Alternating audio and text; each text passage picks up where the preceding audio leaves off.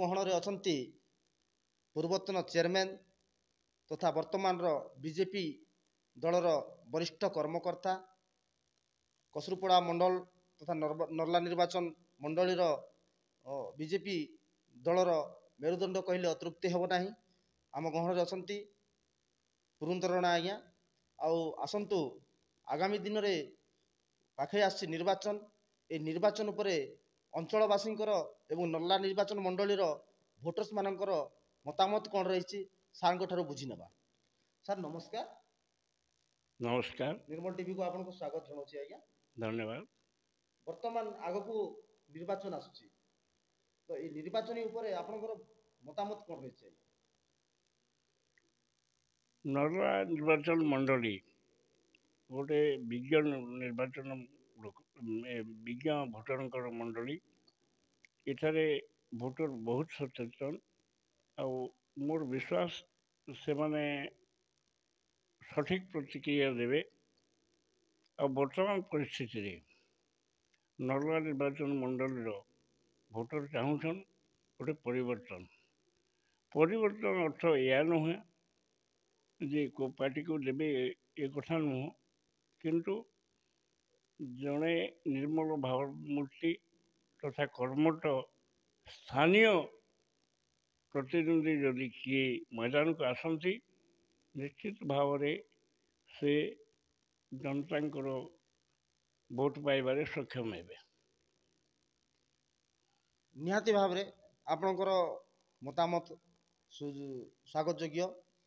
ଏବଂ ଆମେ ନିର୍ମଳ ଟିଭି ନର୍ଲା ନିର୍ବାଚନ ମଣ୍ଡଳୀର 66 ଗୋଟି ଗ୍ରାମ ପଞ୍ଚାୟତର କୋଣ ଅଣୁକୋଣକୁ ଯାଇ ଭୋଟର୍ସ ମାନଙ୍କ ଠାରୁ ପ୍ରତିକ୍ରିୟା ସଂଗ୍ରହ କରିଛନ୍ତି ଏବଂ ସେହି ପ୍ରତିକ୍ରିୟା ମାଧ୍ୟମରେ ଆମେ ଶୁଣିବାକୁ ପାଉଛୁ ଯେ ଲୋକମାନଙ୍କର ଭୋଟର୍ସ ମାନଙ୍କର ଦାବି ରହିଛି ଯେ ଯେଉଁ ନର୍ଲା ନିର୍ବାଚନ ମଣ୍ଡଳୀରେ ବାହାରୁ ଯେଉଁ ନେତାମାନେ ଆସି ପ୍ରତିଦ୍ୱନ୍ଦ୍ୱିତ୍ୱ କରି ବିଜୟ ଲାଭ କରିକି ଯାଉଛନ୍ତି ସେମାନେ ଅଞ୍ଚଳକୁ ସମ୍ପୂର୍ଣ୍ଣ ଭାବରେ ଅଣଦେଖା କରୁଛନ୍ତି ବୋଲି ଭୋଟର୍ସ ମାନଙ୍କର ପ୍ରତିକ୍ରିୟା ରହିଛି।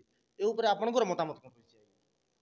ହଁ, ଇଏ ତ ସରକାରୀ ସ୍ତରରେ ତ କିଛି କାର୍ଯ୍ୟକ୍ରମ ଚାଲିଛି, କିନ୍ତୁ ଆମ ନିର୍ବାଚନ ମଣ୍ଡଳୀ ସମ୍ପୂର୍ଣ୍ଣ ଭାବରେ ଉପେକ୍ଷିତ କହିଲେ ଚଳେ।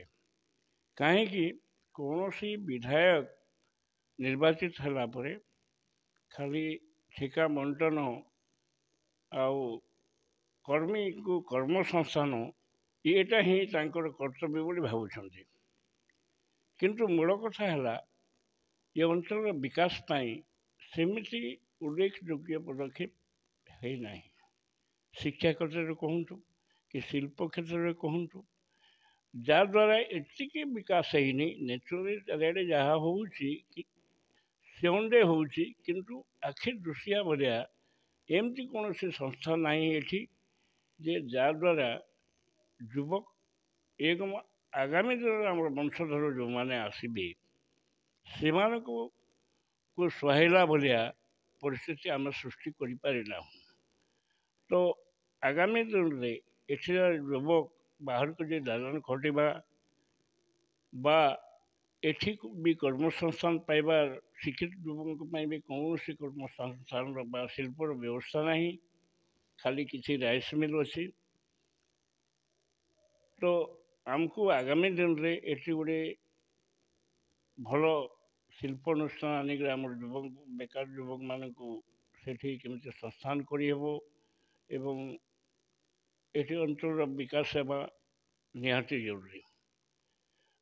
ଦ୍ୱିତୀୟ କଥା ହେଲା ଶିକ୍ଷାରେ ବି ଏମିତି ଏଭରେଜ ସ୍କୁଲ କଲେଜ ଅଛି, କିନ୍ତୁ ଆମର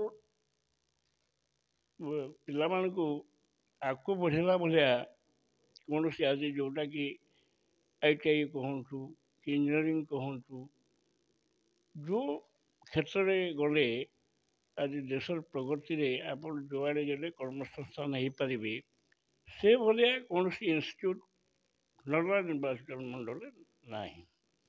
ତ ଆମର ଯେଉଁମାନେ ଶିକ୍ଷିତ ହେଇକରି ଆସୁଛନ୍ତି, ଆମେ ବାହାରକୁ ଯାଉଛୁ ଆଉ ଏମିତି ଅନୁଷ୍ଠାନ ନଥିବା ଯୋଗୁଁ ସ୍ଥାନୀୟ ଯୁବକମାନେ ବି ଅନୁପ୍ରାଣିତ ହେଇପାରୁନାହାନ୍ତି ସେ ପ୍ରକାର ଦିଗରେ ଯିବା ପାଇଁ, ଯେଉଁଟାକି ଭବିଷ୍ୟତରେ ସେମାନଙ୍କୁ କର୍ମସଂସ୍ଥାନ ହେବାରୁ ବି ବଞ୍ଚିତ ରଖେଇବ ବା ଉପଯୁକ୍ତ କର୍ମସଂସ୍ଥାନ ପାଇପାରିବେ ନାହିଁ।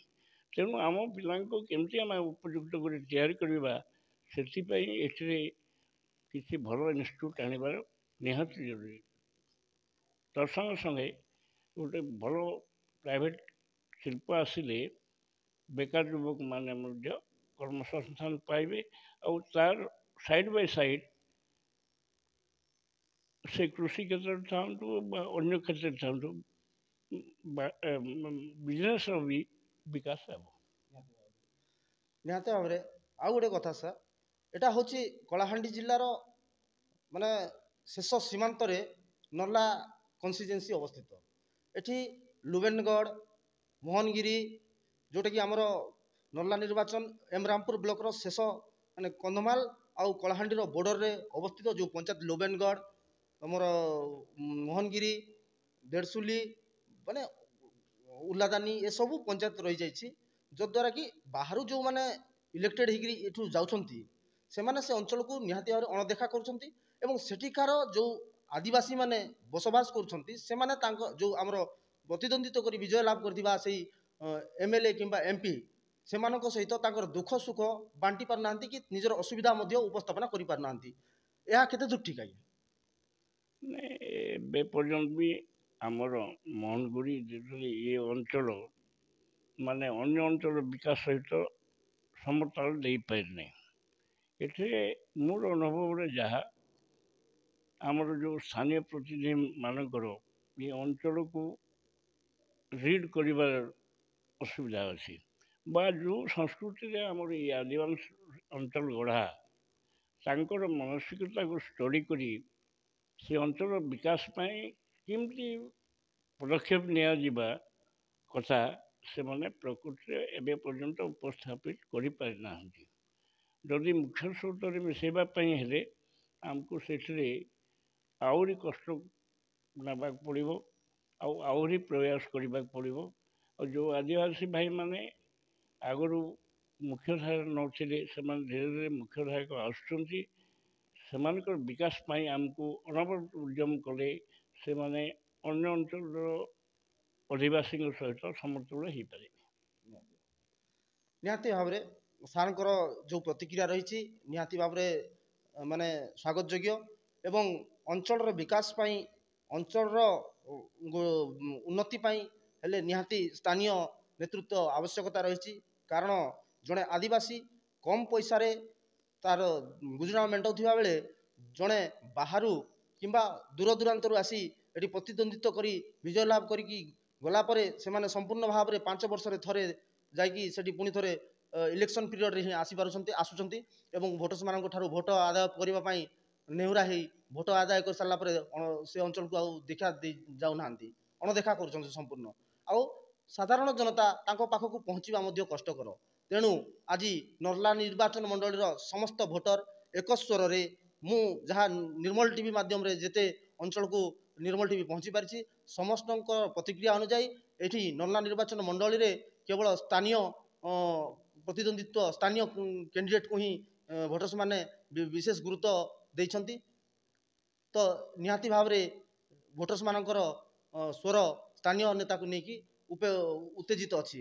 ବର୍ତ୍ତମାନ ନର୍ଲା ନିର୍ବାଚନ ମଣ୍ଡଳୀରେ ଏଭଳିଆ ପରିବେଶ ଦେଖାଦେଇଛି ଯେଉଁଟାକି ସ୍ଥାନୀୟ ନେତା ସ୍ଥାନୀୟ ନେତୃତ୍ୱ କହିଲେ ସେତିକି ନୁହେଁ, ସ୍ଥାନୀୟ ହେଇଥିବେ କିନ୍ତୁ ସେ ମଧ୍ୟ ଜଣେ ସଚୋଟ ଏବଂ ନିଷ୍ଠାପର ସେବା କରୁଥିବା ବ୍ୟକ୍ତି ହେଇଥିବେ। ସେଭଳିଆ ଯଦି କୌଣସି ବ୍ୟକ୍ତିତ୍ୱଙ୍କୁ ଯଦି ସୁଯୋଗ ଦିଆଯାଏ ତାହେଲେ ଅଞ୍ଚଳର ବିକାଶ ହେବ ବୋଲି ସ୍ଥାନୀୟ ଜନସାଧାରଣମାନଙ୍କର ଆଶା ଓ ବିଶ୍ୱାସ ରହିଛି।